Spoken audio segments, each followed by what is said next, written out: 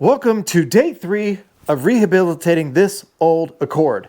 We did the exhaust in the last video, we cleaned it up in the previous video, and now we're going to work on this ugly front end. Don't look at the hood. The hood, we don't have a new hood right now. Don't worry about that. Don't worry about the hood.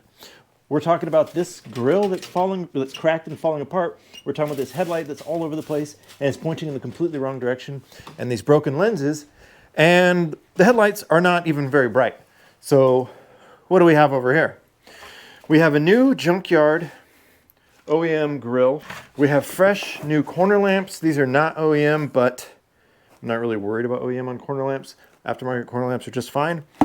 And we have new LED headlight bulbs from Oxilam to try out.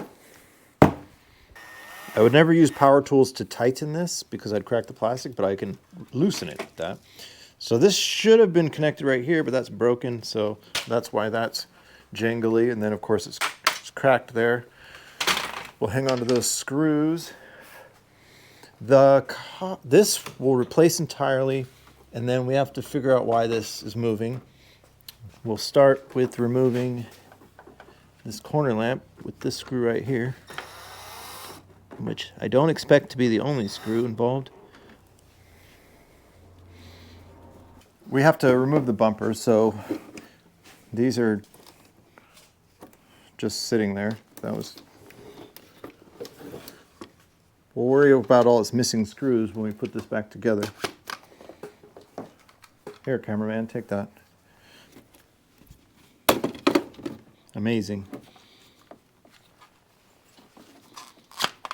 We're going to try to leave the bumper onto the bumper support because we can reach way in here.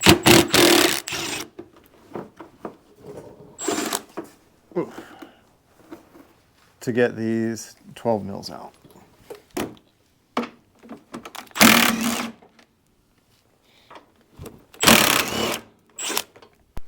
Okay.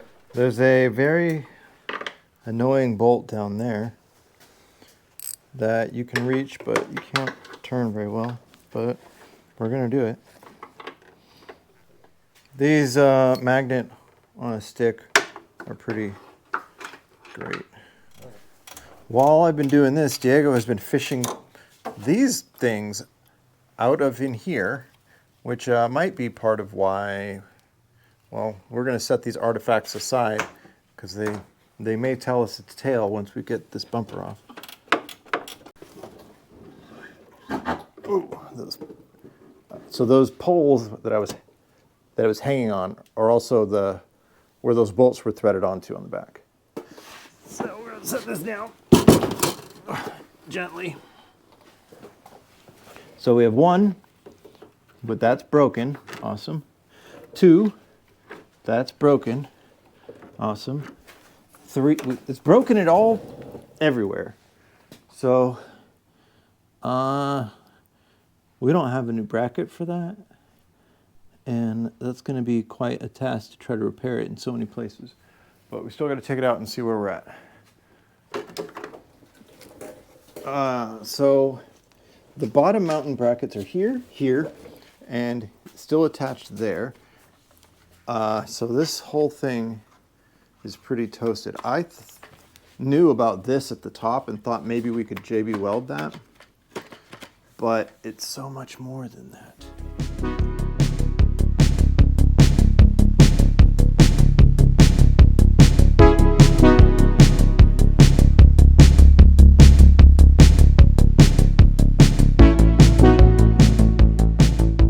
So we don't know how many weeks it'll be before one of these shows up in the local junkyard and we can get this plastic. So we had to JB weld it. The bottom ones are just completely gone, so this is going to be a short-term fix. But we will get to put in new corner lamps and headlights, and with the top fixed, we should be able to at least get them aligned straight. So Oxilam sent us these LED bulbs in this really fancy setup.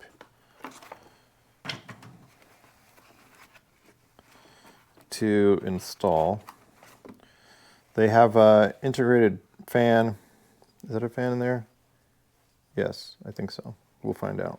And heat sink, which should just fit. right in here.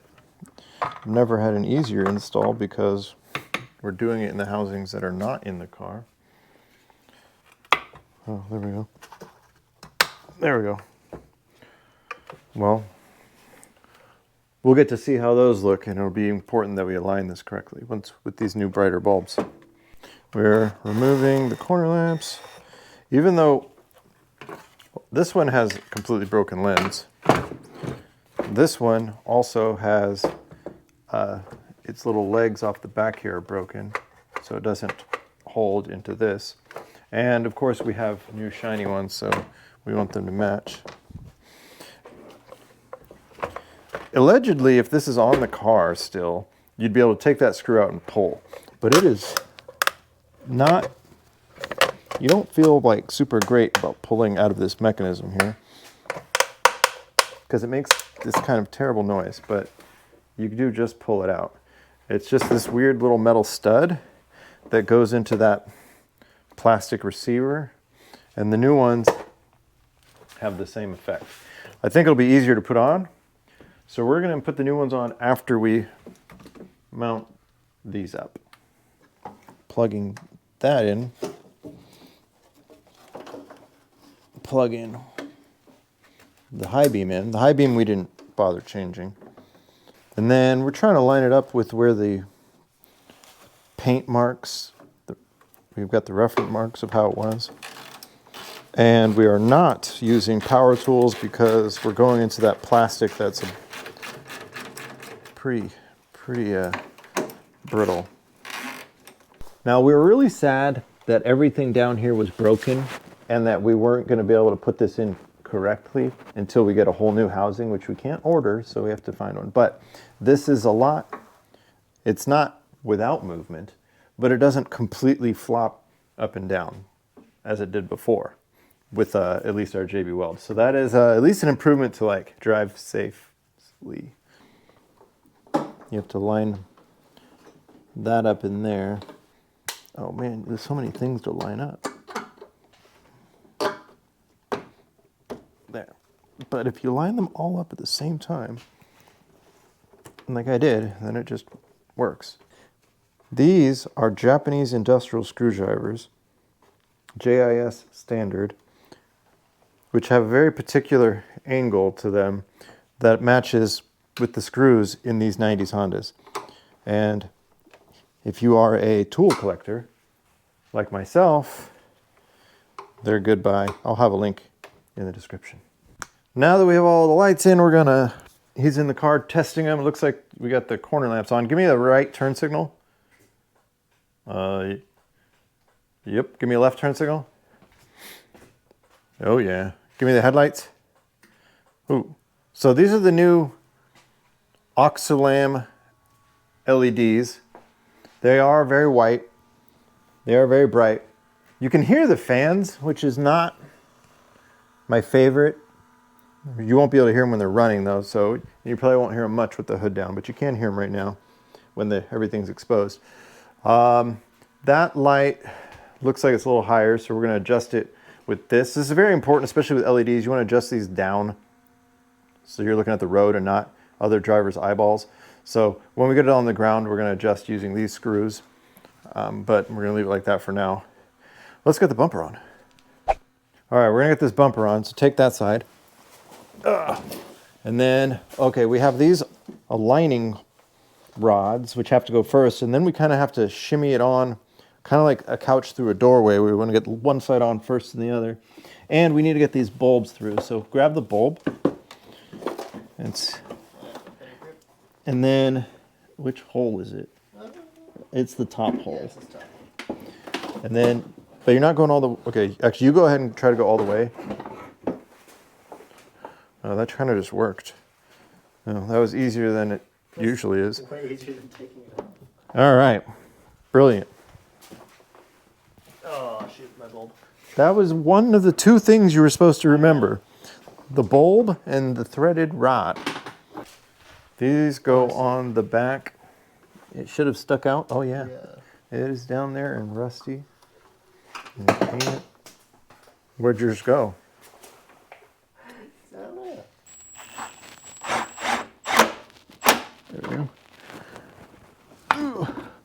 3 more of those.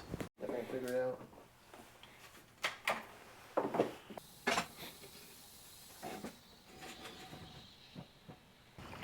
So we're out in the driveway so that we can point these headlights at the garage door to align them. I'll have a link in the description where you can pick up these LED headlights from Oxilam yourself, and I will have a discount code in there as well.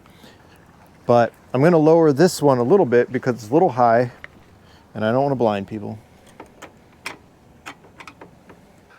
That's it for this one. Tune in for the next one where we're going to fix the mirror that is broken, the power mirror, and make the driver window go up and down. And then the video after that, we're going to replace the tie rod ends, inner and outer, and upper control arms, and the little squishy things on the bars. Sway bar end links. Stay tuned.